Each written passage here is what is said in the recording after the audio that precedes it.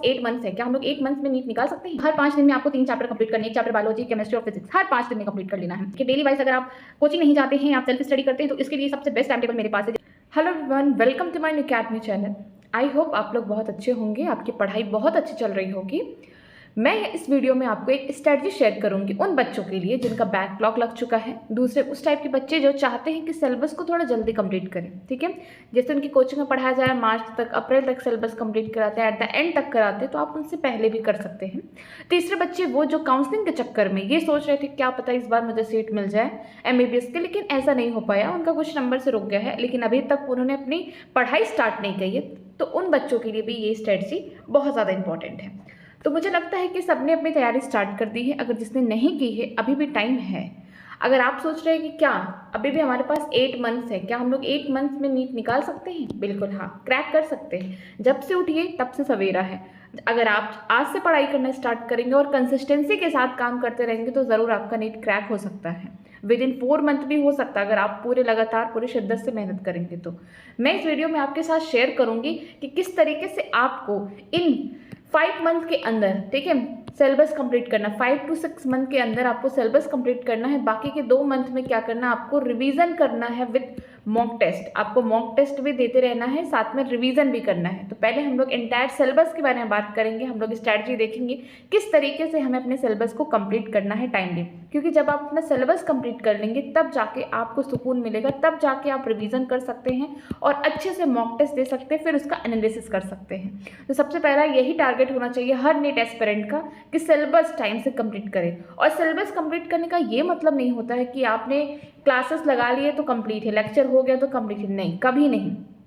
आपने क्लासेस लगाएं, NCERT किया, NCERT में भी क्या क्या किया आपने, थ्योरी पढ़ा, आपने थ्योरी का पार्ट पढ़ा, प्लस आपने समरी कंप्लीट किया। ठीक है, ये हाफ पोर्शन हुआ। इसके बाद उस चैप्टर का आपको PYQ लगाना है।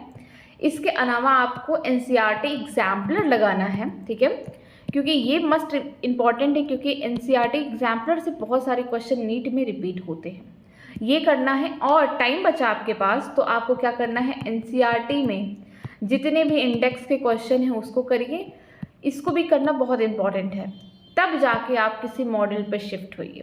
तो आपको क्या करना है कि किसी भी चैप्टर को पूरी तरीके से कंप्लीट करने के लिए आपको क्लासेस नहीं लगाने। क्लासेस लगाने के बाद आपको उनकी जो भी DP मिलते हैं, जो भी क्वेश्चन मिलते हैं, आप उसको करिए, डेफिनेटली करिए, क्योंकि आपको पता रहना चाहिए कि आपने जो आज पढ़ा है आपने उसको पूरी तरीके से रिवाइज करना है, आपको पूरी तरीके से समझना है, तो आपको ये पता चलेगा कि आपको समझ में आ रहा है कि नहीं आ रहा। तो आपको ये करना है।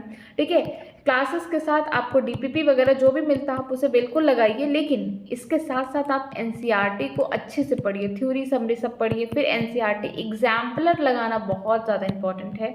ठीक है, एग्जाम्पलर से बहुत सारे क्वेश्चन आते हैं। ठीक है, केमिस्ट्री में और फिजिक्स में भी आते हैं, बायोलॉजी में तो रिपीट होते हैं हर साल, लेकिन केमिस्ट्री फिजिक्स में बहुत सारे क्वेश्चन जो NCERT एग्जाम्पलर से उठाए जाते हैं। इसके बाद आप जाइए NCERT के एग्जाम्पलर के बाद NCERT के इंडेक्स के पास। ठीक है, वहाँ से क्वेश्चन करिए, एक्सरसाइज से क्वेश्चन करिए, फिर जाके आप मॉडल पे शिफ्ट होइए। इससे क्या होगा कि आपको उस चैप्टर के बारे में पूरी नॉलेज हो जाएगी, जितना आपसे एग्जामिनर पूछने वाला है नीट के एग्जाम में, आप उतना पूरी नॉलेज गेन कर सकते हैं। तो ये इंपॉर्टेंट है कि NCERT पढ़ना, क्योंकि बहुत सारे क्वेश्चन ऐसे होते हैं जो स्टेटमेंट वाइज होते हैं, जो आपको बहुत टफ लग सकते हैं जब अगर आपने NCERT को अच्छे से नहीं पढ़ा है।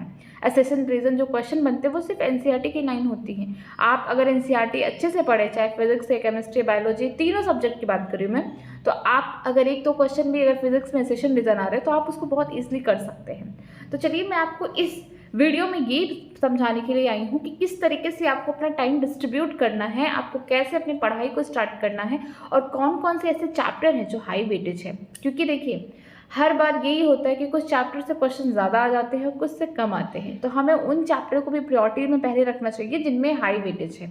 अगर आप चाहते हैं तो आप स्टार्टिंग से पढ़िए, नो प्रॉब्लम, बट रिवीजन करते टाइम आपको ये ध्यान में रखना बहुत इंपॉर्टेंट है कि जिसका वेटेज ज़्यादा है, जिससे क्वेश्चन ज़्यादा आ रहे हैं नीट में, आप उसको कई बार रिवाइज करिए। ठीक है, उसका वेटेज रखिए।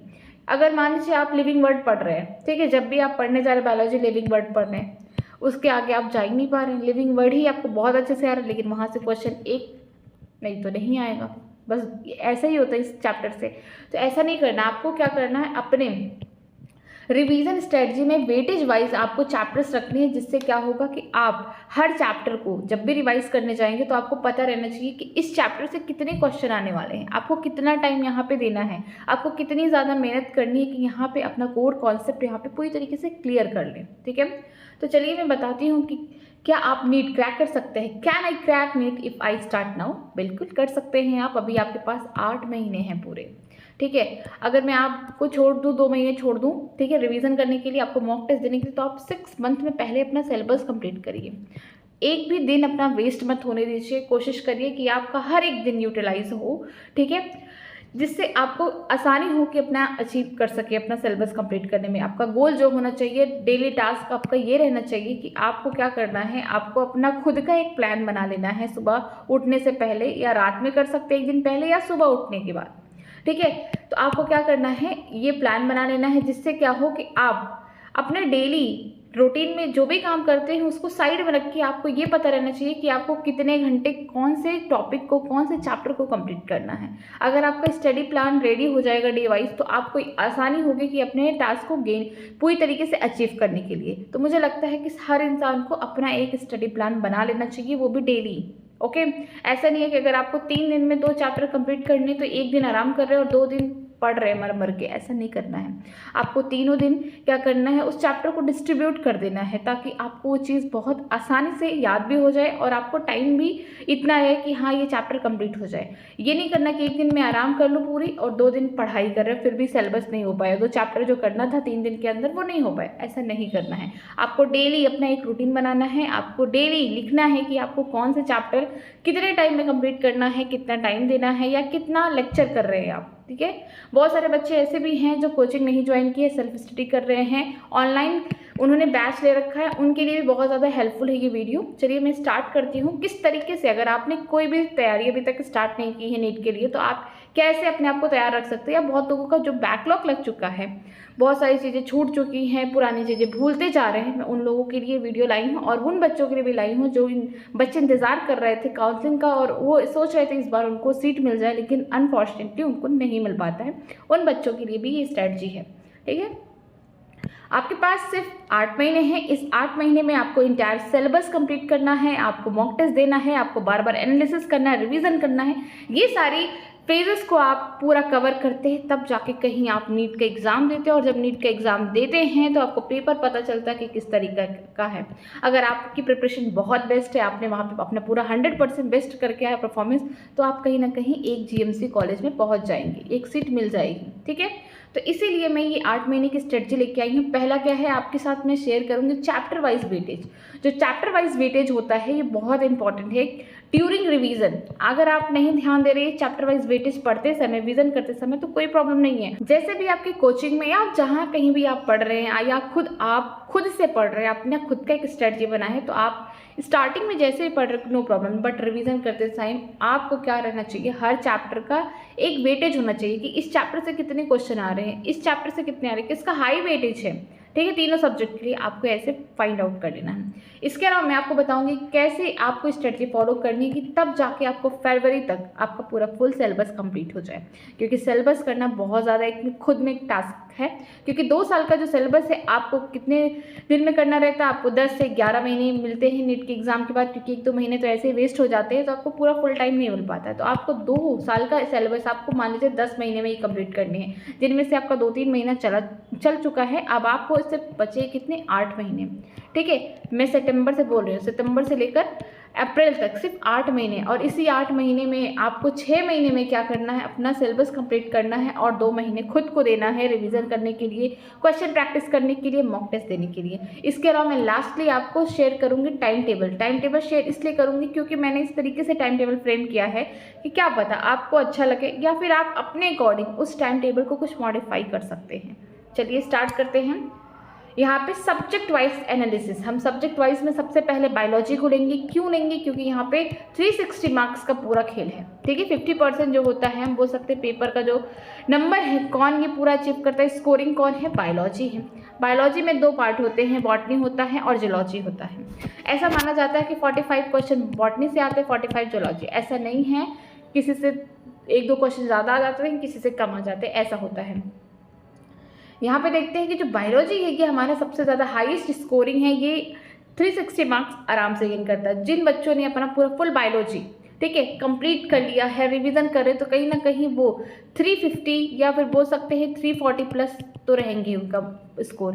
क्योंकि जो बायोलॉजी है, अगर आपने पूरी तरीके से अपना पूरा कॉन्सेप्ट क्लियर कर लिया है, अगर आप एनसीईआरटी को बार बार रिवाइज कर रहे हैं, तो एग्जामिनर जो है ना एनसीईआरटी से ही पूछते हैं। कुछ क्वेश्चन बाहर से आ सकते हैं, मैं बोल सकती हूँ 5 क्वेश्चन बाहर से आ गए, लेकिन बोल सकते हैं कि 85 क्वेश्चन जो है नीट में एनसीईआरटी से ही आता है। तो आप ये नहीं सोच रहे हैं कि 2-3 क्वेश्चन आउट ऑफ एनसीईआरटी आ गए तो आप उसके पीछे भाग रहे, नहीं। पहले अपना आप एनसीईआरटी क्लियर करिए, ठीक है। जितने भी कॉन्सेप्ट है उसको क्लियर करिए, डायग्राम देखिए, जितने भी एग्जाम्पल्स हैं, जितने भी न्यूमेरिकल टाइप के क्वेश्चन आ सकते हैं बायोलॉजी से उसको भी कंप्लीट करिए। हर एक छोटी छोटी चीज़ों को आप एकदम बारीकी के साथ पढ़िए, तब जाके आपका पूरा फुल जो है बायोलॉजी का सिलेबस कंप्लीट हो जाएगा, ठीक है। आपको सारे जितने भी डायग्राम बेस्ड हैं, एक्सपेरिमेंट है, जितने भी आपको बोल सकते हैं जो बॉक्स रखा रहता है इस तरीके से, उसमें जो भी डाटा दिए गए हैं उन सबको आपको लर्न रहना चाहिए। साइंटिस्ट का नाम, किस ईयर में किसने कब क्या काम किया, वो सारी चीज़ें आपको आना चाहिए। क्योंकि कभी भी कहीं से भी साइंटिस्ट का नाम देके उसकी डिस्कवरी, उसका ईयर कुछ भी पूछ सकता है, ठीक है।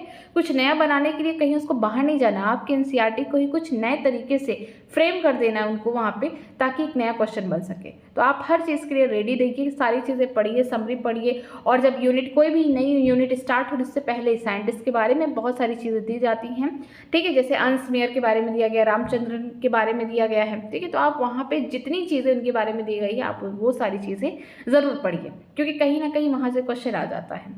फिर देखते हैं, चलिए हाई वेटेज चैप्टर कौन कौन से हैं किसमें, बायोलॉजी में।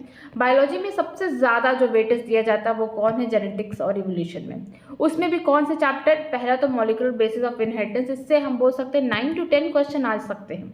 जो प्रिंसिपल ऑफ इनहेरिटेंस है इससे हम बोल सकते हैं 6 क्वेश्चन आते हैं। तो ये कभी भी इनमें ऐसा नहीं है कि कंफर्म 6 क्वेश्चन आएंगे, 5 भी हो सकते हैं, 4 भी हो सकते हैं, इससे ज़्यादा भी हो सकते हैं, लेकिन मोस्ट ऑफ द क्वेश्चन जो आते हैं सबसे ज़्यादा वो है मॉलिक्यूलर बेसिस ऑफ इनहेरिटेंस। इसको आप सबसे पहले प्रायोरिटी रखिए, क्योंकि ये चैप्टर थोड़ा बड़ा भी है, कंसेप्चुअल भी है, और क्वेश्चन यहाँ से बहुत अच्छे आते हैं, ठीक है। फिर प्रिंसिपल ऑफ इनहेरिटेंस को टाइम दीजिए, क्योंकि ये दोनों चैप्टर अगर आपने कर लिया तो आपके कम से कम मैं बोल सकती हूँ 12 to 14 क्वेश्चन आपके यहाँ से आ जाएंगे दोनों को मिला के, या उससे ज़्यादा आ सकते हैं, 15 क्वेश्चन भी हो सकते हैं, क्योंकि ये करना बहुत इंपॉर्टेंट है। इसके बाद हम लोग देखेंगे ह्यूमन फिजियोलॉजी, जिसमें 6 चैप्टर हैं। पहला चैप्टर तो कट चुका है डाइजेशन वाला, उसको छोड़ दीजिएगा, लेकिन ये जो 6 चैप्टर हैं इसको भी आप अगर आप करते हैं तो कहीं ना कहीं आपके पास 15 to 17 क्वेश्चन आ सकते हैं। तो इससे क्या होगा कि अगर आपने एक यूनिट कंप्लीट की तो आपका इतना सारा नंबर या इतने सारे क्वेश्चन आपके सही हो सकते हैं, ठीक है। फिर देखते हैं इकोलॉजी एनवायरनमेंट, जिनमें 3 चैप्टर हैं। जो लास्ट चैप्टर वो कट चुका है, उसको नहीं करना है।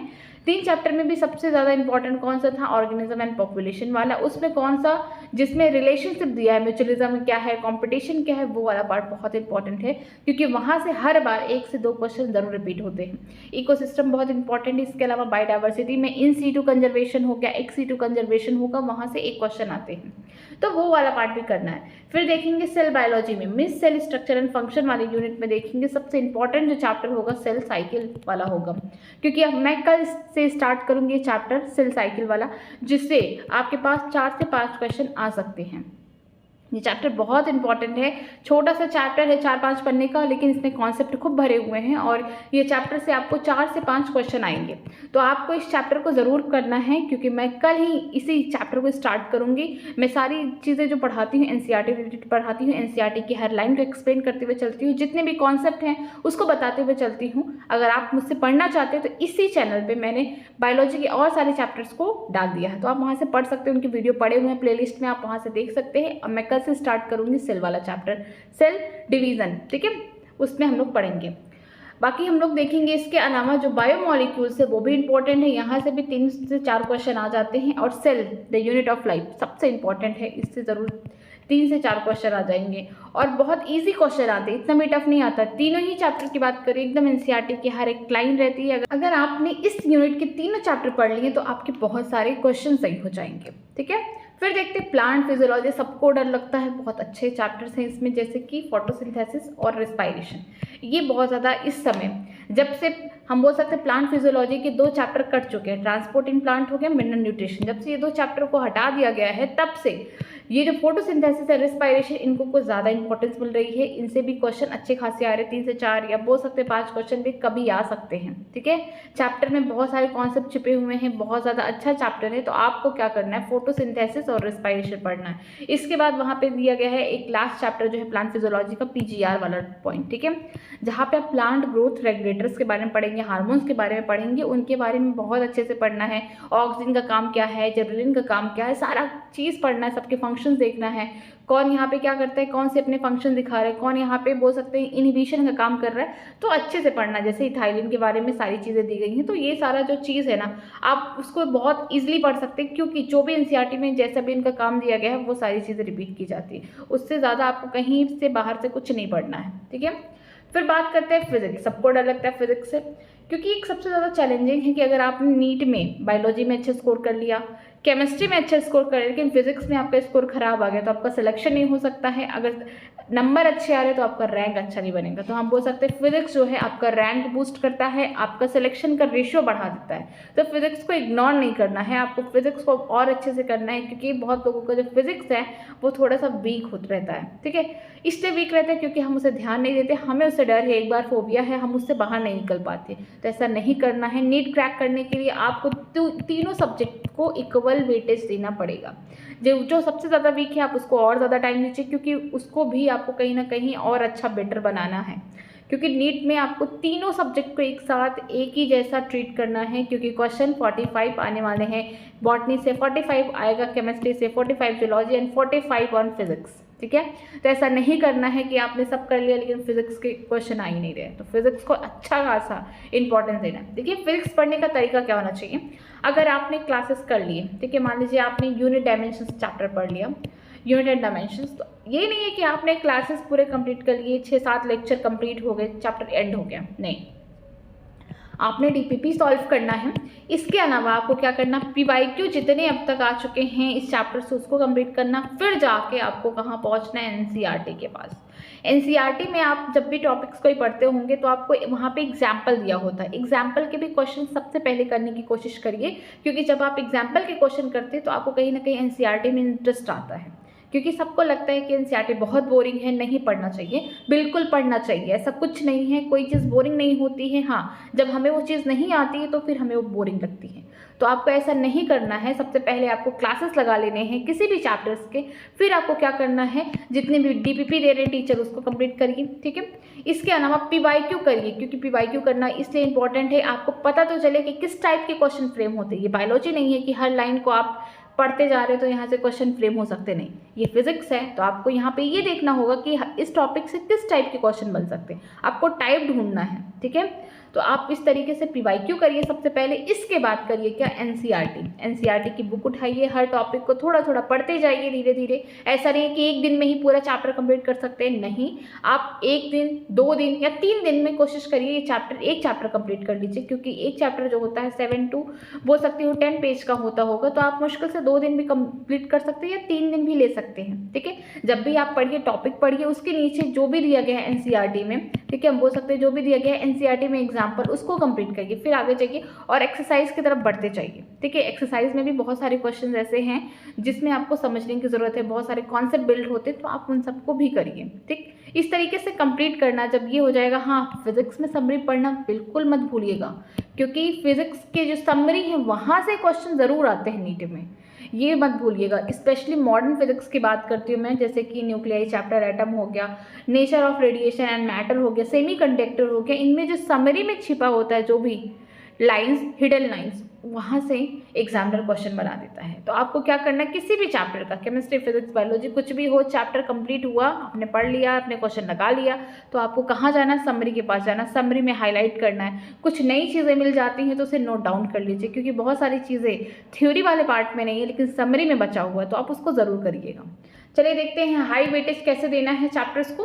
अगर मैं बात करूं फिजिक्स, तो फिजिक्स में आपको सबको डर लगता है, मैकेनिक्स सबसे पहले आता है, वेक्टर नहीं आता बहुत लोगों को, यूनिट डायमेंशन थोड़ा बहुत कर लेते हैं लेकिन वेक्टर नहीं आता, जिसकी वजह से 1D 2D सब कुछ खराब हो जाता है, एनएलएम खराब हो जाता है, तो उनका कॉन्फिडेंस कम हो जाता है। अब अगर कॉन्फिडेंस कम हो जाए, इसका मतलब डर आ गया, डर आ गया तो इसका मतलब हम फिजिक्स को टच ही नहीं करते, हम फिजिक्स पढ़ना ही नहीं पसंद करते, हम फिजिक्स से भागने लगते हैं, तो ऐसा नहीं करना है। कुछ ऐसे टॉपिक्स हैं जिनमें आपको ज़्यादा दिमाग लगाने की ज़रूरत नहीं है, बस थोड़ा सा अपने आप को एक मेंटल प्रिपेयर करना कि हाँ मैं फिजिक्स पढ़ रहा हूँ, मुझे ये टॉपिक्स आ गया है, इस टॉपिक को नोट करिए। आपको क्या करना है, जब भी आपने मान लीजिए एक लेक्चर लगाया, ठीक है, आपके 3-4 टॉपिक या 5 टॉपिक कंप्लीट हो गए इस लेक्चर में, तो आपको क्या करना है, उसका तुरंत रिवीजन करना है, आपको फॉर्मूला शीट तुरंत बनाना है। ऐसा नहीं करना लास्ट में बनाना, नहीं, लास्ट में कोई चीज़ होता नहीं है, स्टार्टिंग में ही आपको क्या करना है, फॉर्मूला शीट बनाना है। और फॉर्मूला शीट बनाते समय ये ध्यान रखना है कि कौन से चैप्टर का है, ऐसा नहीं कि एक साथ सारे फॉर्मूले लिख दिए। अगर आप पढ़ चुके हैं एटम चैप्टर, ठीक है, मैं फिजिक्स की बात कर रही हूँ, तो उस चैप्टर में जितने भी फॉर्मूले हैं एक शीट में लिख लीजिए, कॉपी बना लीजिए, आप वहाँ पे लिख लीजिए। आपको क्या होगा कि जब आप उस चैप्टर को पढ़ने जाएंगे तो सबसे पहले फॉर्मूला रिवाइज कर लेंगे। जब आप फॉर्मूला रिवाइज कर लें तो मतलब 50% आपका कंप्लीट है, क्योंकि जो भी क्वेश्चन आएगा न्यूमेरिकल वो आपको फॉर्मूला पे ही आएगा। ऐसा तो है नहीं कि कहीं बाहर से आ जाएगा। और न्यूमेरिकल वैल्यू रखिए तो आपको जब फॉर्मूला ही नहीं आएगा तो आपको तो वो क्वेश्चन कभी आएगा ही नहीं। तो सबसे पहले क्या करना है, आपको फॉर्मूला शीट बनाना है किसी भी चैप्टर का, जो भी चैप्टर आपने पढ़ रखा है, और उसी वक्त बनाना है। ऐसा वेट नहीं करना है कि एट द लास्ट बनाएंगे, नहीं, लास्ट में तो कुछ नहीं हो पाएगा। लास्ट में बस आपको ये रहेगा कि आप सारी चीज़ें बस रिवाइज कर पाएँ, ठीक है। तो फॉर्मूला शीट बनाना है। फॉर्मूला शीट बनाते समय ये ध्यान रहना चाहिए कि आपको कौन कौन से फॉर्मूले टफ लग रहे हैं उसको थोड़ा सा हाईलाइट कर लीजिए। क्यों? क्योंकि कुछ फॉर्मूले हमें एक टाइम में ही याद हो जाते हैं, लेकिन कुछ फॉर्मूले ऐसे होते हैं हम कोशिश करते हैं याद करने के लिए कई बार, लेकिन नहीं याद हो पाता है। तो जब आप कभी भी रिवाइज करेंगे, डेली एक बार तो ज़रूर देख लीजिए अपने फॉर्मूला शीट को। रिवाइज करेंगे तो आपको जो सबसे ज़्यादा टफ लग रहा था, जो फॉर्मूले याद नहीं हो रहे थे, वो भी ईजिली याद हो जाएंगे। और आपको 10-15 दिन में, 20 दिन में जब भी आप रिवाइज करते हैं, आप बार बार उस फॉर्मूले को, स्टार्टिंग में तो आप क्या करिए 10 दिन तक लगातार आप डेली फॉर्मूला शीट उठाइए, देखते जाइए सिर्फ 10-15 मिनट में। लेकिन आप 15 दिन बाद, 20 दिन बाद देखेंगे कि सारे फॉर्मूलेज आपको एकदम लर्न हो चुके हैं, आपको रट चुके हैं। तो इससे क्या होगा, आपके 50% क्वेश्चन जो होंगे फिजिक्स के सही हो सकते हैं। इसके अलावा अगर आपका जैसे कॉन्फिडेंस कम है, अगर आपको लगता है कि नहीं सही से अभी मैकेनिक्स नहीं समझ में आ रहा है, तो सबसे पहले स्टार्ट करना मॉडर्न फिजिक्स से, क्योंकि इनका वेटेज बहुत ज़्यादा अच्छा है। यहाँ से मॉडर्न फिजिक्स की बात करते हैं, यहाँ पे 4 चैप्टर, जैसे कि dual nature of radiation and matter हो गया, एटम हो गया, न्यूक्लियाई, सेमीकंडक्टर हो गया। ये 4 चैप्टर से कम मिला के चारों चैप्टर का 10 क्वेश्चन आ जाते हैं, ठीक है, 9 to 10 क्वेश्चन आ जाते हैं। तो अगर आप इसको करते हैं तो अप्रॉक्स आपको 40 मार्क्स यहाँ से मिल जाएगा। तो आपको क्या करना है, सबसे पहले फिजिक्स में, मैं क्लास 12 की बात कर रही हूँ, पार्ट 2 की बात कर रही हूँ। और पार्ट 2 में आप देखेंगे ऑप्टिक्स वाले पार्ट को छोड़ के मॉडर्न फिजिक्स में आइए, वहाँ पे पढ़िए आप क्या dual nature of radiation, matter. अगर ये चैप्टर पढ़ते हैं, एटम पढ़ते हैं और थोड़ा बहुत न्यूक्लियाई पढ़ते हैं, तो ये तीनों चैप्टर का एक कॉम्बिनेशन एक चैप्टर है क्या, स्ट्रक्चर ऑफ एटम, किसमें, क्लास 11 केमिस्ट्री में है, पार्ट 1 में, ठीक है। तो आप जब स्ट्रक्चर ऑफ एटम पढ़ते हैं तो आपको बहुत सारी चीज़ें इससे कोरिलेट करती हैं। यहाँ पे जो भी थ्योरी है वहाँ पे भी है, तो आपको कहीं ना कहीं एक दूसरा चैप्टर भी प्रिपेयर हो रहा है। तो सबसे पहले आप इनको करिए, फिर सेमीकंडक्टर करिए। सेमीकंडक्टर में सबसे इंपॉर्टेंट है लॉजिक गेट, ठीक है। यहाँ पे कंडक्टर के बारे में, इंसुलेटर, सेमीकंडक्टर के बारे में बहुत सारी जानकारी देगी, लेकिन लॉजिक गेट से 1 से 2 क्वेश्चन बहुत अच्छे से आते हैं, तो उसको बिल्कुल करिएगा, ठीक है। इन चारों चैप्टर करने के बाद आपको फिर जाना पड़ेगा मैकेनिक्स पढ़ने। ऐसा नहीं है कि मैकेनिक्स से छुटकारा मिल जाए, नहीं, ऐसा नहीं हो सकता है, लेकिन आपको स्टार्ट करना पड़ेगा वेक्टर से, सबसे बेसिक है।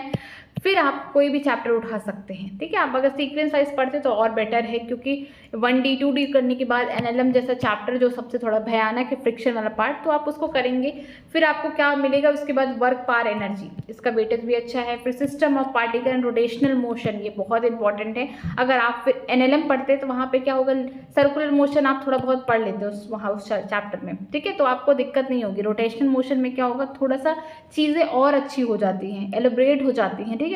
आप सर्कुलर मोशन नॉर्मल पढ़ रहे हैं, लेकिन जो रोटेशनल मोशन है उसमें थोड़ी सी चीज़ें और ज़्यादा बढ़ जाती है, तो आप वहाँ पे ही अच्छे से कर सकते हैं, ठीक। ये जो दोनों चैप्टर हैं, अगर आप इसको करते हैं तो आपका इससे भी स्कोर बढ़ता है, क्योंकि ये दोनों chapter one of the toughest chapter in physics, ठीक है। तो आपको इनको छोड़ना नहीं है, सब कोई डरता है इस चैप्टर से, रोटेशनल मोशन से, ठीक। ग्रेविटेशन चैप्टर भी बहुत अच्छा है, वहाँ से भी 2 से 3 क्वेश्चन अब आने लगे। पहले तो 2 क्वेश्चन आते थे, अब 3 भी आ रहे हैं। तो जब भी आप ग्रेविटेशन चैप्टर पढ़ रहे हैं तो आप इलेक्ट्रोस्टैट क्लास 12 का जो पहला चैप्टर उसको रिलेट करके पढ़िए, क्योंकि अगर आपने ग्रेविटेशन पढ़ लिया तो कहीं ना कहीं आपने इलेक्ट्रोस्टैट का 50%, हमें बात करें 50% to 60%, आपने क्या किया, इस चैप्टर को कवर कर लिया, क्योंकि यहाँ पे क्या करना, आपको रिलेट करके पढ़ना रहता है, ठीक है। फिर देखते करंट इलेक्ट्रिसिटी, ये खुद में बहुत अच्छा चैप्टर है। यहाँ से 5 to 7 क्वेश्चन आप आ जाते हैं खुद से। तो देख लीजिए ये चैप्टर, अगर करंट इलेक्ट्रिसिटी की बात करूं तो अगर आप इस चैप्टर को पढ़ते हैं अकेले तो 5 क्वेश्चन आए थे नीट में, ठीक है। तो आप इसको ईजिली कर सकते हैं कंप्लीट। फिर देखेंगे थर्मोडायनेमिक्स, काइनेटिक गैसेस और थ्योरी ऑफ गैसेस। ये जो है ये दोनों चैप्टर बहुत ईजी हैं, बट ये है कि जो थर्मोडायनेमिक्स में अगर हम लोग जो साइन का बहुत ज़्यादा इशू होता है, केमिस्ट्री में साइन कुछ और रहता है, जैसे वर्क डन बाय सिस्टम क्या है, पॉजिटिव का है, निगेटिव का है, ये साइन का बहुत ध्यान देना पड़ता है। तो ये भी बहुत अच्छा चैप्टर है, इनको भी आप कर सकते हैं। तो सीधा सीधा अगर आपने एकदम तैयारी नहीं की है, नहीं स्टार्ट किया है फिजिक्स, तो सबसे पहले मॉडर्न फिजिक्स से स्टार्ट करिए, फिर जाइए मैकेनिक्स के पार्ट में वेक्टर स्टार्ट करिए, 1D 2D ये सब स्टार्ट करिए। आप सीक्वेंस वाइज पढ़ सकते हैं, लेकिन अगर आप इसको करते हैं तो इससे कहीं ना कहीं आपको थोड़ा कॉन्फिडेंस मिलता है, आपका थोड़ा सा ये होता है कि सिलेबस स्टार्ट हो चुका है, ठीक है। तब जाके आप मैकेनिक्स वाला पार्ट करिए। और सबसे ज़्यादा इंपॉर्टेंट चैप्टर कौन है? Rotation motion. उससे डर के भी मत छोड़िए, क्योंकि यहाँ से क्वेश्चन अच्छे आते हैं। कोलिजन वाला पार्ट हो गया, रोटेशन मोशन हो गया, ये सारे पार्ट्स को जरूर कवर करिए, ठीक है। फिर देखते हैं केमिस्ट्री। केमिस्ट्री से बहुत लोग प्यार करते हैं, बहुत लोग नफरत भी करते हैं, क्योंकि इनमें सबसे ज़्यादा डर किससे लगता है? फिजिकल केमिस्ट्री से। इसे हमको लगता है 6 to 7 यहाँ पे चैप्टर्स हैं, बहुत अच्छे चैप्टर्स हैं। और हम जानते हैं कि केमिस्ट्री में 3 पार्ट है, फिजिकल केमिस्ट्री हो गया, इनऑर्गेनिक हो गया, एनऑर्गेनिक। इनऑर्गेनिक ऑर्गेनिक एकदम इंसान को रटा रहेगा, ठीक है, क्योंकि एनसीईआरटी से ही ज़्यादातर क्वेश्चन पूछे जाते हैं। लेकिन फिजिकल केमिस्ट्री में क्या होता है? न्यूमेरिकल देख के घबरा जाते हैं, तो ऐसा नहीं करना। फिजिकल केमिस्ट्री को बहुत अच्छे से पढ़ना है, अभी तो टाइम है। आप स्टार्ट करें तो आप सबसे पहले फिजिकल केमिस्ट्री से स्टार्ट करिए, क्योंकि इनऑर्गेनिक में 3-4 मुझे लग रहा है 4 चैप्टर होंगे, क्योंकि और सारे चैप्टर तो कट चुके हैं। तो 4 चैप्टर होंगे, 4 से 5 चैप्टर होंगे, उसको आप इजीली कर लेंगे, ठीक है। ऑर्गेनिक भी एक बार कर लेंगे, नेम ऑफ रिएक्शन है, कहाँ क्या है, सब कुछ वहाँ पे कर लेंगे। लेकिन फिजिकल केमिस्ट्री के लिए थोड़ा सा टाइम लगता है, तो आप अभी से टाइम दीजिए, ठीक है। ऐसा नहीं करना कि इसको छोड़ देना है, छोड़ना एक भी चैप्टर नहीं है, सबको करना है। बस ये है कि जब आप रिविजन कर रहे हैं तो आपको वेटेज वाइज करना है। तो देखते हैं केमिस्ट्री के बारे में। केमिस्ट्री में भी बच्चे बहुत अच्छे स्कोर करते हैं, 150+ करते हैं, ठीक है। ये बायोलॉजी अच्छा कर लिए आपने, केमिस्ट्री अच्छा कर लिया, लेकिन फिजिक्स अच्छा नहीं कर पाएंगे तो आपका कहीं ना कहीं रैंक में इशू आएगा, कहीं ना कहीं आपका सिलेक्शन का रेशियो कम हो जाएगा। तो आपको तीनों को इंपॉर्टेंस देना है। जो क्वेश्चन होंगे केमिस्ट्री में मिक्स आते हैं, कभी कभी बहुत सारे जगह से बोल सकते हैं, डिफरेंट चैप्टर से मिला के स्टेटमेंट वाइज बन जाते हैं। इसमें क्या है, आपको बैलेंस करना है। अगर आपको फिजिकल केमिस्ट्री आ रही है, इनऑर्गेनिक बिल्कुल नहीं आ रहा, ऑर्गेनिक आ रहा है, तो ऐसा भी नहीं करना है। आपको सब कुछ बैलेंस करते हुए चलना है, ताकि इससे क्या हो कि आपका कोई भी क्वेश्चन गलत ना हो पाए। कोशिश करिए क्वेश्चन जब गलत ही नहीं हो पाएगा तो आपके नंबर ऑलरेडी इंक्रीज हो जाएंगे। तो देखते हैं यहाँ पे हाई वेटेज वाइज, यहाँ पे सबसे ज़्यादा वेटेज किसको दिया गया? Organic chemistry. उसमें भी किसको? जीओसी को दिया गया है। बहुत इंपॉर्टेंट है ये वाला पार्ट। जीओसी अगर आपने पढ़ लिया तो आपने शुरुआत कर दी किसकी? ऑर्गेनिक केमिस्ट्री की। फिर देखते हैं चैप्टर वाइज। चैप्टर में एल्डिहाइड, कीटोन, कार्बोक्सिलिक एसिड, ठीक है। ये इन तीनों को तो अलग अलग चैप्टर बनाना चाहिए था, बट एक ही साथ हैं ये, और चैप्टर बहुत लेंदी है। तो ये क्लास 12 में पार्ट 2 में देखेंगे, वहाँ पे है ये, ठीक है। तो ये चैप्टर बहुत इंपॉर्टेंट है, क्योंकि इससे आराम से मैं बोल सकती हूँ 5 to 6 क्वेश्चन ईजिली आ जाते हैं इस चैप्टर से। तो आप इसको ज़रूर करिएगा। अब बात करते हैं हाइड्रोकार्बन, ये भी बहुत इंपॉर्टेंट है। क्लास 11th में यही एक मुझे लगता है कि चैप्टर है ऑर्गेनिक का जीओसी के अलावा, तो इसको आपको बहुत अच्छे से करना है। यहाँ से 3 से 4 क्वेश्चन बहुत अच्छे से आते हैं, ठीक है। तो एल्डिहाइड, कीटोन, कार्बोक्सिलिक एसिड बहुत अच्छे से। नेम ऑफ रिएक्शन, कोई भी चैप्टर हो ऑर्गेनिक केमिस्ट्री का, सबसे पहले अगर आप बहुत स्टार्ट कर रहे हैं ना, तो आपको क्या करना है? नेम ऑफ रिएक्शन हर एक चीज़ को देखना है, नेम ऑफ रिएक्शन को रट डालना है, देख लेना है कि कैसे हो रहा है, क्या मैकेनिज्म है, क्या है। जैसे आपने नेम ऑफ रिएक्शन पूरा कंप्लीट कर लिया, मीन्स आपने लगभग 40 to 50% आपने कंप्लीट कर लिया ऑर्गेनिक केमिस्ट्री। बाकी 50% के लिए आपको पढ़ना पड़ेगा। ऐसा नहीं है कि आपने पूरा कंप्लीट कर लिया, आपको पढ़ना पड़ेगा। टीचर से पढ़िए, खुद से पढ़िए, एनसीईआरटी पढ़िए, और भी बुक उठाइए, पढ़िए, लेकिन आप ज़रूर उसको कंप्लीट करिए, ठीक है। आगे देखते हैं इनऑर्गेनिक केमिस्ट्री। इनऑर्गेनिक केमिस्ट्री इसलिए बहुत इंपॉर्टेंट हो जाता है क्योंकि इनमें से बहुत सारे चैप्टर को डिलीट कर दिया गया है, बहुत सारे चैप्टर इनको हटा दिए गए हैं। जैसे सबसे बेस्ट चैप्टर अगर बोलूँ तो मैं बोल सकती हूँ 4 to 5 क्वेश्चन अगर आ रहे हैं इस समय, वो कौन है? Chemical bonding and molecular structure. बहुत ज़्यादा इंपॉर्टेंट है। यहाँ पे मॉलिक्यूल्स के स्ट्रक्चर के बारे में, हाइब्रिडाइजेशन के बारे में, लोन पेयर क्या है, सारी चीज़ों के बारे में पूछा जा रहा है। तो सबसे बहुत ज़्यादा इंपॉर्टेंट चैप्टर बन जा रहा है क्लास 11 का 4th चैप्टर, ठीक है। इसको ज़रूर करिए इनऑर्गेनिक केमिस्ट्री में। शुरुआत ही यहीं से होती है, शुरुआत तो होती है पीरियोडिक वाले टेबल से, लेकिन अगर आप पीरियोडिक टेबल को जब भी फिजिकल केमिस्ट्री पढ़ते हो उस समय भी पढ़ सकते हैं, क्योंकि कहीं ना कहीं आपको जब स्ट्रक्चर ऑफ एटम पढ़ेंगे तो वहाँ पर आपको पीरियोडिक टेबल की ज़रूरत पड़ेगी, ठीक है। लेकिन अगर आप स्टार्ट कर रहे हैं इनऑर्गेनिक तो आप उसको सबसे पहले कर सकते हैं, नहीं तो आप chemical bonding and molecular structure से भी स्टार्ट कर सकते हैं, ठीक है। फिर कौन आएगा आपका कोऑर्डिनेशन कंपाउंड। यहाँ से भी क्वेश्चन आजकल बहुत अच्छे आ रहे हैं। पी ब्लॉक से उतने क्वेश्चन नहीं आते जितना कि डी और एफ ब्लॉक से आ रहे हैं, क्योंकि जो पी ब्लॉक में है यहाँ पे प्रिपरेशन, जो मेथड ऑफ प्रिपरेशन उसको हटा दिया गया है, लेकिन डी और एफ ब्लॉक में कुछ नहीं रिमूव किया गया है, यहाँ पे सारी चीज़ें वैसी हैं। तो आपको स्टार्ट कहाँ से करना है, केमिकल बॉन्डिंग से। फिर कोऑर्डिनेशन कंपाउंड रिवीजन करते टाइम, ठीक है, आप पढ़ाई जैसे भी कर रहे हैं इनऑर्गेनिक केमिस्ट्री, जैसे भी स्टार्ट करें, जैसे ही पढ़ाया जरा आप वैसे पढ़िए, बट रिवीजन करते समय इतना ध्यान रहना जरूरी है, ठीक है। डी एफ ब्लॉक को करिए, लास्ट में पी ब्लॉक को करिए। फिर बात करते हैं फिजिकल केमिस्ट्री में, इनके सारे चैप्टर एक से बढ़ के एक है। मोल कॉन्सेप्ट सबसे बेसिक है, स्टार्ट वहीं से करिएगा, क्योंकि अगर आपको मोल निकालना नहीं आता है तो आप सोल्यूशन चैप्टर नहीं कर सकते हैं, इक्विलिब्रियम में प्रॉब्लम होगी। बहुत सारे चैप्टर्स ऐसे हैं जहाँ पे आपको बेसिक चीज़ें आना ज़रूरी है, ठीक है। इक्विलिब्रियम चैप्टर में सबसे ज़्यादा इंपॉर्टेंट है आयनिक इक्विलिब्रियम। यहाँ से क्वेश्चन हमेशा अच्छे खासे बनते हैं, कंसेप्चुअल बनते हैं, आपको समझ ही नहीं आएगा क्या पूछा है, ठीक है। तो इनमें जो है केमिकल इक्विलिब्रियम होता है, आयनिक, तो आयनिक इक्विलिब्रियम बहुत इंपॉर्टेंट है। बात करते हैं सोल्यूशन की, तो सोल्यूशन चैप्टर भी बहुत इंपॉर्टेंट है, यहाँ पे पढ़ सकते हैं। क्वालिटेटिव प्रॉपर्टीज से एक दो क्वेश्चन आ जाते हैं। फिर केमिकल काइनेटिक्स से इजी है, स्कोरिंग है, आप इसको भी कर सकते हैं, यहाँ से 2 से 3 क्वेश्चन बन जाते हैं। थर्मोडायनेमिक्स भी वन ऑफ द बेस्ट है, ठीक है। थर्मोडायनेमिक्स को जरूर यहाँ पे ऐड कर लीजिएगा, क्योंकि थर्मोडायनेमिक्स से भी बहुत अच्छे क्वेश्चन पूछे जाते हैं, ठीक है। 2 से 3 क्वेश्चन यहाँ से थर्मोडायनेमिक्स से भी पूछे जाते हैं, तो आप यहाँ पे थर्मोडायनेमिक्स में ऐड करिएगा 2 से 3 क्वेश्चन के लिए। फिर देखते हैं कि कौन सा ऐसा स्टडी प्लान होना चाहिए एक नीट एस्पिरेंट के लिए जो सितंबर से स्टार्ट कर रहा है, लेकिन उसका कहीं ना कहीं फैब तक कंप्लीट हो जाए सिलेबस, क्योंकि टाइम तो खत्म हो चुका है, लेकिन अभी जो आगे का टाइम बचा हुआ है उसके बारे में सोचते हैं।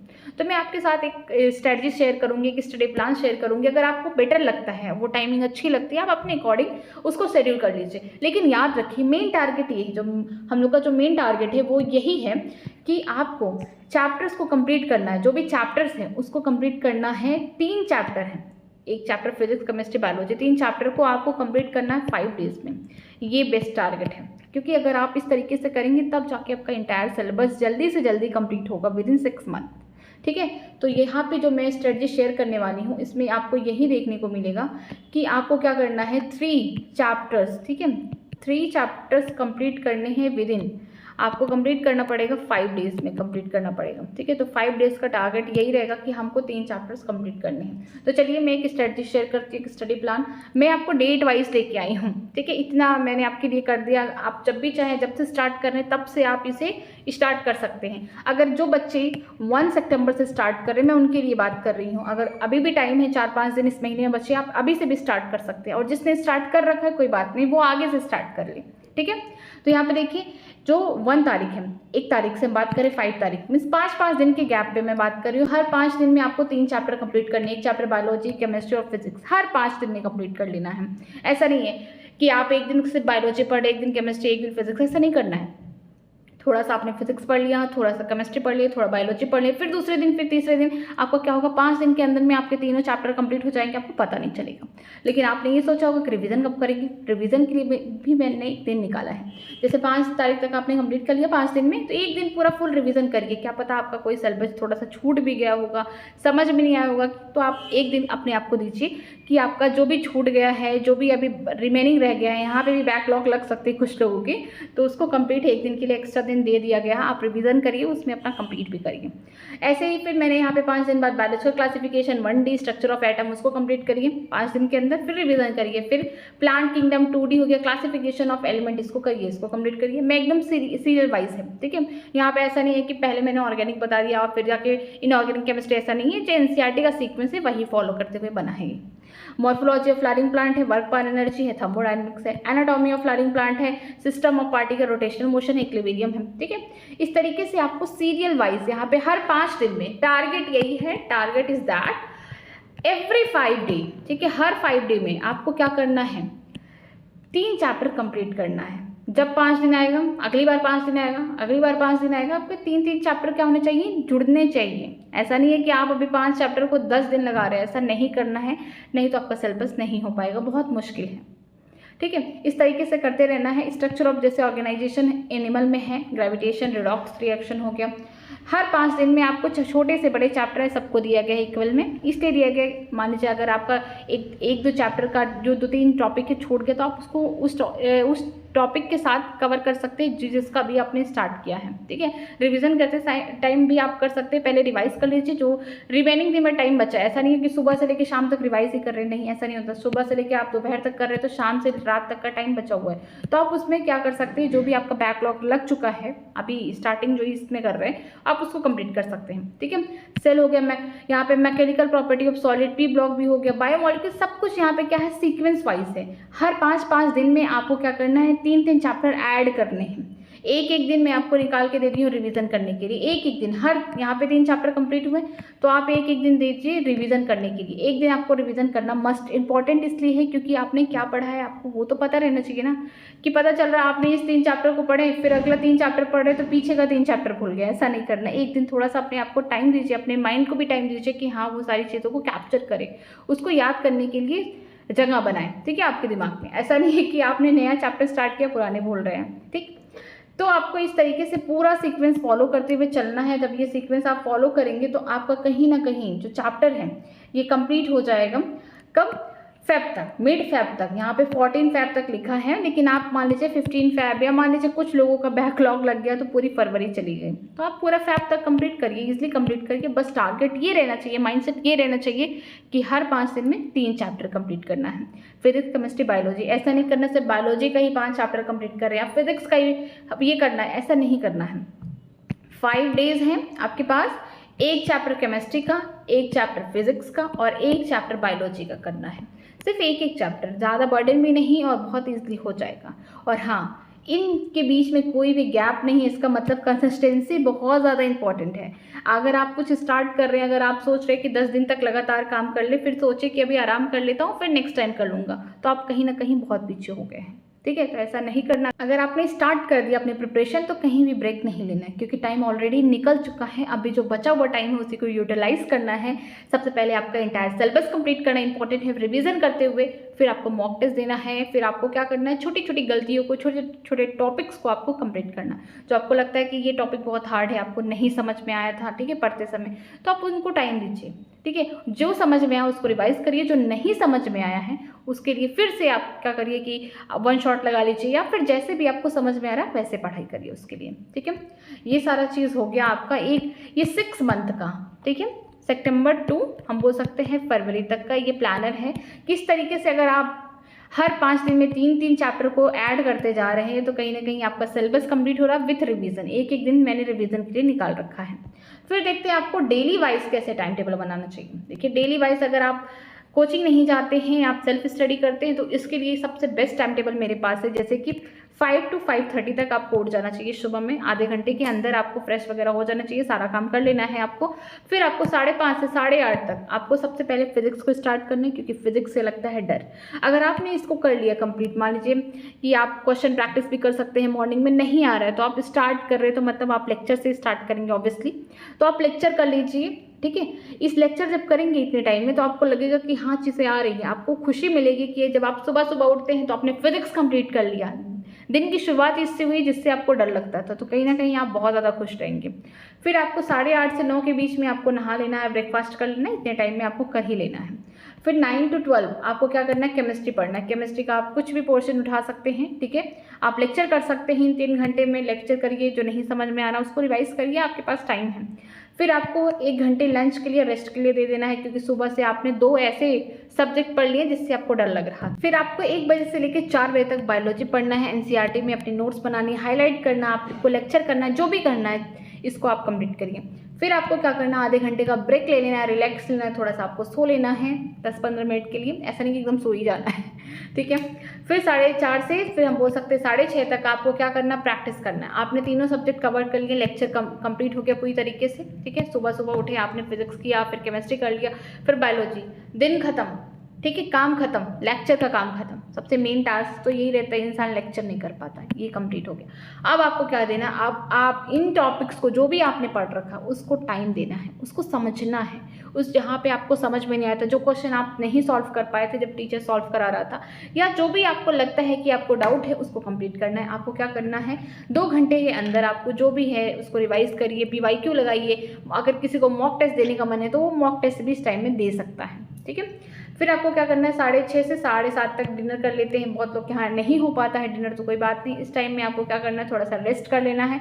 जो भी आपके वीक पोर्शन है उस पर ध्यान रख लेना है, उस पर कंप्लीट करना है। फिर अगर आप चाहें तो ये वाला पार्ट इसको रिवर्स कर सकते हैं, क्योंकि बहुत लोग डिनर 9 या फिर बोल सकते हैं 10 के आसपास करते हैं, 9 से 10 बजे तक करते हैं। तो आप इसको क्या करते हैं, एक्सचेंज कर सकते हैं। यहाँ पे पढ़ाई कर सकते हैं, थोड़ा सा रेस्ट डाल सकते हैं, यहाँ पे रेस्ट कर सकते हैं, फिर यहाँ पे पढ़ाई कर सकते हैं। इसके अलावा फिर आपको क्या करना है, जब लास्ट डे आप पढ़ रहे हैं तो दिन भर में आपने जो जो पढ़ा है उसको रिवाइज करिए। जो जो आपको लगता है कि ये थोड़ा आपके लिए टफ था, आपको नहीं समझ में आया है वो टॉपिक, उसको कवर करिए। ठीक है, ये पूरा खत्म हो गया। फिर आपको क्या करना है, सोने जाइए आप बिस्तर पे 10:30 बजे तक। ठीक है, निकल जाइए सोने, क्योंकि आपको फिर से सुबह कल 5 बजे उठना है। तो ये नहीं करना कि आज मैं 5 बजे उठ गया तो मैं 1 बजे तक रात में जग रहा हूँ, ऐसा नहीं करना। फिर दूसरा दिन आप उठ नहीं पाएंगे, दिमाग उतना फ्रेश नहीं हो पाएगा, आप पढ़ नहीं पाएंगे। तो आपको क्या करना, बिस्तर पे आराम से 10 साढ़े 10 तक तो पहुँच ही जाना है।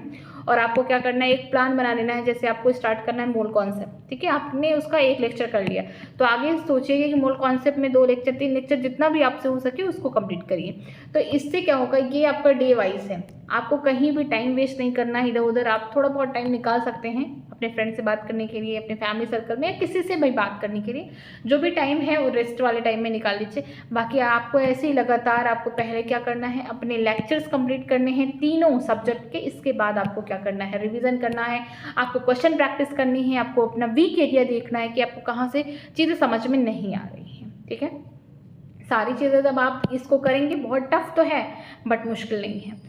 मैं ये कह सकती हूँ ये टफ है, आप इसको अपने अकॉर्डिंग इसको शेड्यूल कर सकते हैं, जैसे भी आपको सही लगे आप इसमें थोड़ा बहुत चेंज कर सकते हैं, क्योंकि सबका अपना खुद का एक अलग पैटर्न है। बहुत लोग सुबह उठ के नहीं पढ़ सकते, रात में पढ़ते हैं, इट्स ओके। आप इसको सब कुछ अपने हिसाब से इसको आगे पीछे कर लीजिए, टाइम टेबल को अपना पढ़ाई करिए। मेन टारगेट यही रहना चाहिए कि आपको हर 5 दिन में 3 चैप्टर कंप्लीट करने हैं, चाहे जैसे करने हैं, बस आपको समझ में आना चाहिए। आपके पूरे लेक्चर्स हो रहे हैं, आपने क्वेश्चन कंप्लीट कर लिया, एनसीईआरटी कर रहे हैं, आपके सारी चीज़ें सॉल्व आउट हो रहे हैं, तो इसका मतलब आपके चैप्टर कंप्लीट होते जा रहे हैं। ऐसा नहीं करना है कि नहीं मैं सो रहा हूँ लेकिन 2 दिन बाद करूँगा, ऐसा नहीं, टालना नहीं है, बिल्कुल टालना नहीं है। काम को उसी दिन करना है और पूरे ईमानदारी के साथ करना है।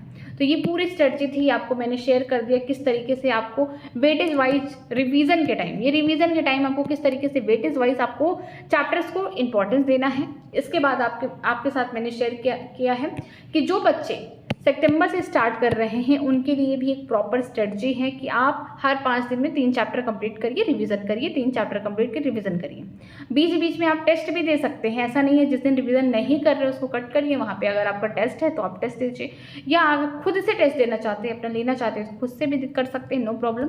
ठीक है, यहाँ पे एक दिन मैंने यहाँ पे गैप दिया, हर 5 दिन बाद 1 दिन गैप रहेगा। आपको उसमें क्या करना है, रिवीजन करना है, क्वेश्चन प्रैक्टिस करना है, अपने आप को एनालिसिस करना है कि कौन सा पॉइंट आपको समझ में नहीं आया, कौन सा आपका वीक एरिया बनता हुआ जा रहा है, तो आप उस पर काम करिए। ठीक है, फिर इसके बाद मैंने आपको शेयर किया है डेली टाइम टेबल कि आप किस तरीके से अपना एक दिन को फिक्स करना है। ये देखिए, ये सारी चीज़ों को, ये जो गोल मैंने आपको बनाया है, आपको इसको अचीव करने के लिए आपका हर एक दिन तो यूटिलाइज होना चाहिए, फिर जाके आप यहाँ पे अपना इंटायर सिलेबस 6 मंथ में कर लेंगे। तो आपका दिन कैसे स्टार्ट होना चाहिए, आपको कब कितने लेक्चर कर लेने चाहिए, कितने दिन में और कितने टाइम में आपको यहाँ पे जो भी PYQ है क्या है। ऐसा नहीं है कि अगर आप PYQ करने बैठे तो आप तो 6 घंटे से क्वेश्चन ही प्रैक्टिस करें, नहीं, टाइमर लगाइए उसके लिए 2 घंटे के लिए, अगर 1 घंटे लग रहा है आप 1 घंटे के लिए करिए, लेकिन टाइमर फिक्स करके करिए। ठीक है, इससे क्या होगा कि आपको पता रहेगा कि आपकी स्पीड रहनी चाहिए। मान लीजिए आपको क्वेश्चन नहीं आ रहा है, स्किप करिए, लेकिन जो क्वेश्चन आ रहा है तो उस पर भी आप टाइम ज़्यादा मत लीजिए, बहुत जल्दी जल्दी कोशिश करिए करने का। तो टाइमर लगाने का यही एक फ़ायदा है कि आपको टाइम पता चलेगा, आपकी स्पीड और एक्यूरेसी दोनों ही मेंटेन रहेगी। ठीक है, अब इतना सारा तो हो गया है, लेकिन लास्ट में यही रह जाता है, आपके साथ छूट जाता है डिसिप्लिन एंड कंसिस्टेंसी। अगर आप कोई भी चीज़ पाना चाहते हैं, किसी काम को करना चाहते हैं और चाहते हैं कि आप में उसको अचीव कर लें, ठीक है, तो आपको क्या करना होगा, रोज़ रोज़ वो काम करना होगा। रोज़ रोज़ काम करने का मतलब कंसिस्टेंसी रखना पड़ेगा। अगर आप सच में चाहते हैं नीट क्रैक करना, तो ये जो स्ट्रेटजी है बस एक दिन के लिए स्ट्रेटजी है, बट फॉलो किसको करना है, आपको करना है। वो एक डिसिप्लिन रहना चाहिए, कुछ रहे या ना रहे, एक डिसिप्लिन रहना चाहिए उस नीट एस्पायरेंट में कि वो इस काम को लगातार कर सके और तब तक कर सके जब तक कि नीट का एग्ज़ाम ना हो जाए, तब तक कर सके। तो कोई काम करने के लिए, इवन कोई भी काम अगर आप करते हैं लाइफ में, तो आपको सबसे पहले कंसिस्टेंसी मेंटेन करने के लिए आपको डिसिप्लिन होना बहुत ज़्यादा ज़रूरी है। तो किसी भी चीज़ के लिए अगर आप इस बात को याद रखें, किसी भी चीज़ को अचीव करना है, अगर सक्सेस होना है तो consistency is the key of success. और इसको करने के लिए आपके अंदर क्या होना चाहिए? डिसिप्लिन होना चाहिए। ठीक है, ये बातें सिर्फ कहने के लिए नहीं है, करने के लिए हैं। अगर आपको लग रहा है कि मेरा ये जो शेड्यूल है आपके लिए बेनिफिशियल है तो प्लीज़ अपने फ्रेंड को भी शेयर करिएगा, उनको भी मोटिवेट करिएगा, क्योंकि वो आपका फ्रेंड है।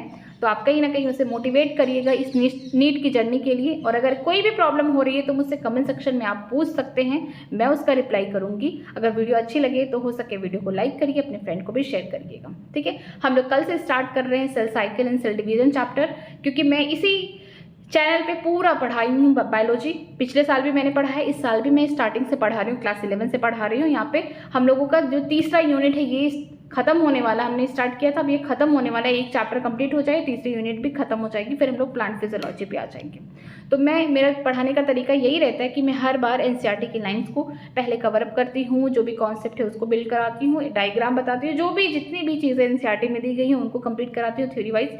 इसके बाद समरी कंप्लीट कराती हूँ। फिर उसके नेक्स्ट डे मैं जितने भी अब तक क्वेश्चन आ चुके हैं, हर एक चैप्टर की बात कर रही हूँ, PYQ, वो 200 भी हो सकते, वो 100+ हो सकते, जितना भी क्वेश्चन होता है हम लोग उसको पूरा डिस्कस करते हैं। अगर आपको कोई और भी इन्फॉर्मेशन चाहिए, कोई और भी प्रॉब्लम है, मुझसे कमेंट सेक्शन में पूछ सकते हैं। बाकी थैंक यू वेरी मच। अगर आपको वीडियो अच्छी लग रही है तो प्लीज़ वीडियो को लाइक करिए, अपने फ्रेंड को शेयर करिए। Thank you very much.